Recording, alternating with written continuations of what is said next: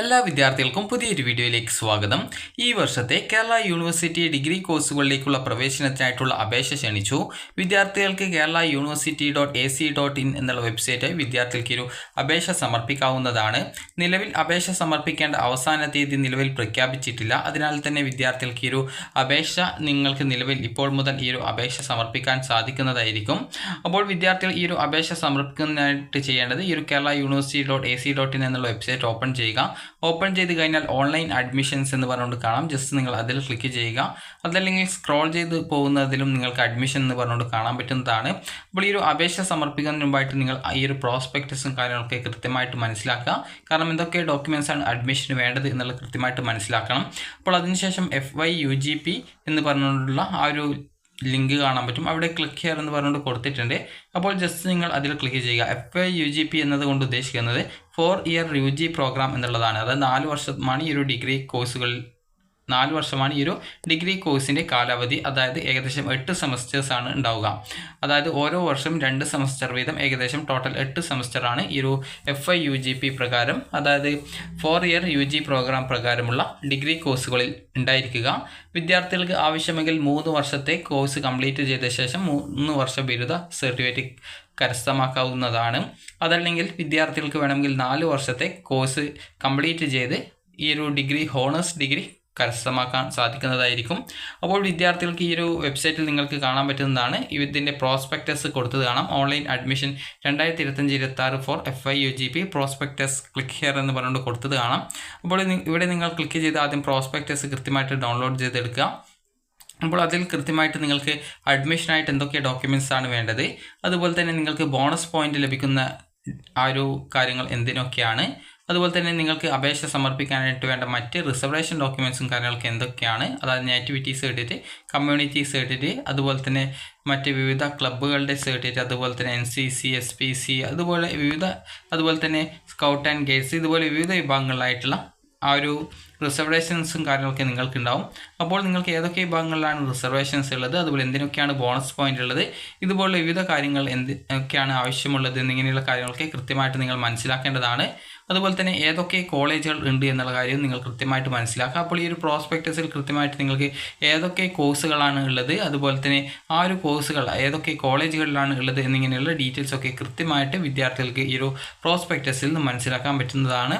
അപ്പോൾ അതുപോലെ തന്നെ ഇതിൻ്റെ ആ ഒരു നോർമലൈസേഷനും, അതുപോലെ തന്നെ വൊക്കേഷണൽ ഹയർ സെക്കൻഡറി വിദ്യാർത്ഥികളുടെ ആ ഒരു റാങ്ക്, അതുപോലെ തന്നെ ഹയർ സെക്കൻഡറി CBSE, അതുപോലെ ICSE, ഇതുപോലെ വിവിധ വിഭാഗങ്ങളിലായിട്ടുള്ള ആ ഒരു റാങ്ക് ലിസ്റ്റ് എങ്ങനെയാണ് തയ്യാറാക്കുന്നത്, അതുപോലെ തന്നെ NCC, SPC, NSS, scout and guides, ഇതുപോലെ വിവിധ റിസർവേഷൻ വിഭാഗങ്ങൾക്ക്, അതായത് ആ ഒരു വെയിറ്റേജ് മാർക്ക് ലഭിക്കുന്ന വിഭാഗങ്ങളിൽ എത്ര മാർക്കാണ് കിട്ടുക, ഇതുപോലുള്ള ഡീറ്റെയിൽസും കാര്യങ്ങളൊക്കെ കൃത്യമായിട്ട് കൊടുത്തിട്ടുണ്ട്. അപ്പോൾ ഇതൊക്കെ ജസ്റ്റ് നിങ്ങൾ കൃത്യമായിട്ടൊന്ന് വായിച്ച് നോക്കുക. അതുപോലെ തന്നെ എങ്ങനെയാണ് അപേക്ഷ സമർപ്പിക്കേണ്ടത് എന്നുള്ള ഡീറ്റെയിൽസും കാര്യങ്ങളൊക്കെ കൃത്യമായിട്ട് കൊടുത്തിട്ടുണ്ട്. അപ്പോൾ വിദ്യാർത്ഥികൾക്ക് ഇതുവരെ അപേക്ഷ സമർപ്പിക്കാത്ത വിദ്യാർത്ഥികൾ കൃത്യമായിട്ട് തന്നെ ഈ ഒരു അപേക്ഷ സമർപ്പിക്കുക. അതുപോലെ തന്നെ എങ്ങനെ അപേക്ഷിക്കണം എന്നുള്ളതിൻ്റെ എല്ലാവിധ സ്റ്റെപ്പുകളും ഇതിൽ കൊടുത്തിട്ടുണ്ട്. അപ്പോൾ കേരള യൂണിവേഴ്സിറ്റി ഡിഗ്രി കോഴ്സുകളിലേക്ക് അപേക്ഷിക്കുന്നതിനായിട്ട് 900 രൂപയാണ് SC/BC ജനറൽ വിഭാഗം വിദ്യാർത്ഥികൾക്ക് ഉണ്ടാവുക. SC/ST വിഭാഗം ആണെങ്കിൽ 500 രൂപയാണ് ഫീസ് വരുന്നത്. അതുപോലെ തന്നെ അത് നിങ്ങൾക്ക് ഓൺലൈൻ പേയ്മെൻറ്റ് മുഖാന്തരം അടക്കാനായിട്ട് സാധിക്കുന്നതാണ്. അതുപോലെ തന്നെ ഈ ഒരു ഓൺലൈൻ പേയ്മെൻറ്റ് മുഖാന്തരമാണ് നിങ്ങൾക്ക് അടക്കാനായിട്ട് സാധിക്കുക. അതുപോലെ candidate shall not remit the fee in any other form like demand draft, അതുപോലെ ചെക്ക്, ചലാൻ എക്സെട്ര. അതായത് നിങ്ങൾക്ക് ഓൺലൈനായിട്ട് മാത്രമേ ഈ ഒരു ഫീ പേയ്മെൻറ്റ് ചെയ്യാനുള്ള ഒരു സൗകര്യം നിലവിൽ ഒരുക്കിയിട്ടുള്ളൂ. അപ്പോൾ അതുകൊണ്ട് തന്നെ ഓൺലൈനായിട്ട്, അത് നിങ്ങളിപ്പോൾ അക്ഷയ വഴിയാണ് അപേക്ഷിക്കുന്നതെങ്കിൽ അത് അവർ ഓൺലൈനായിട്ട് തന്നെ അതുവഴി അപേക്ഷ സമർപ്പിക്കുന്നതായിരിക്കും. അപ്പോൾ വിദ്യാർത്ഥികൾ ശ്രദ്ധിക്കേണ്ടത് നിങ്ങൾക്ക് ഏതൊക്കെ കോളേജുകളാണോ ആവശ്യമായിട്ടുള്ളത് അതൊക്കെ കൃത്യമായിട്ട് നിങ്ങൾ മനസ്സിലാക്കുക. അതുപോലെ തന്നെ നിങ്ങൾക്ക് കോളേജിൽ എത്ര രൂപ നിങ്ങൾ ഫീസ് അടക്കണം, ഇതുപോലുള്ള ഡീറ്റെയിൽസും കാര്യങ്ങളൊക്കെ കൊടുത്തിട്ടുണ്ട്. അതുപോലെ തന്നെ നിങ്ങൾ അഡ്മിഷൻ ടൈമിൽ എന്തൊക്കെ ഡോക്യുമെൻറ്റ്സ് ആണ് ഹാജരാക്കേണ്ടത് എന്നുള്ള എല്ലാവിധ ഡീറ്റെയിൽസും പ്രോസ്പെക്ടസിൽ കൊടുത്തിട്ടുണ്ട്. അതുപോലെ തന്നെ ഓരോ കോളേജിലും ഏതൊക്കെ കോഴ്സുകളുണ്ട്, അപ്പോൾ അതിൽ എത്ര വീതം സീറ്റുകളാണുള്ളത്, അത് ഗവൺമെൻറ് കോളേജാണോ എയ്ഡഡ് കോളേജുകളാണോ, ഇതുപോലുള്ള ഡീറ്റെയിൽസൊക്കെ കൃത്യമായിട്ട് കൊടുത്തിട്ടുണ്ട്.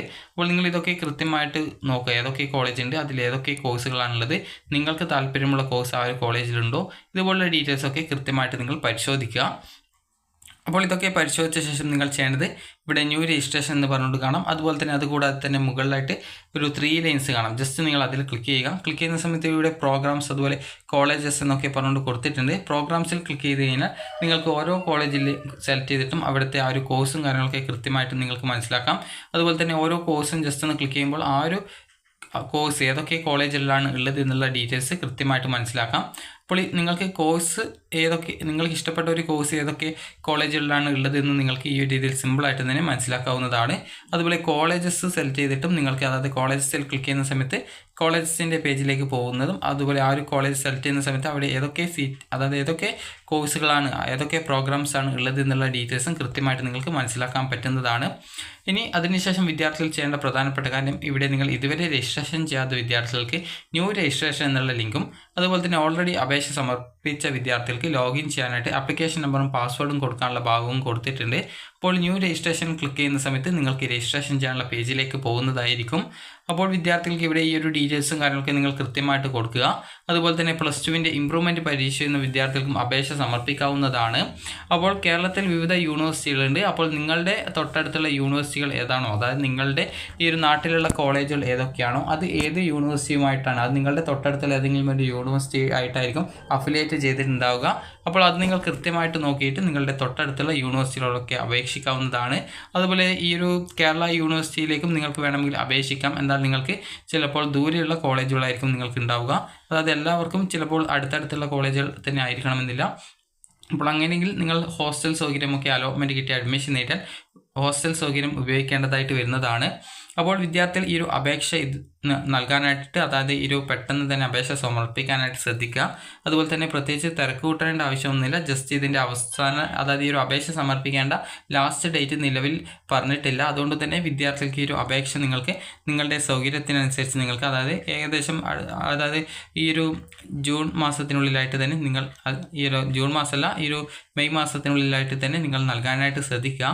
അപ്പോൾ വിദ്യാർത്ഥികൾക്ക് ഈ ഒരു വീഡിയോ ഉപകാരപ്രദമായിട്ടുണ്ടെങ്കിൽ ലൈക്ക് ചെയ്യുക, ഷെയർ ചെയ്യുക. Thank you for watching.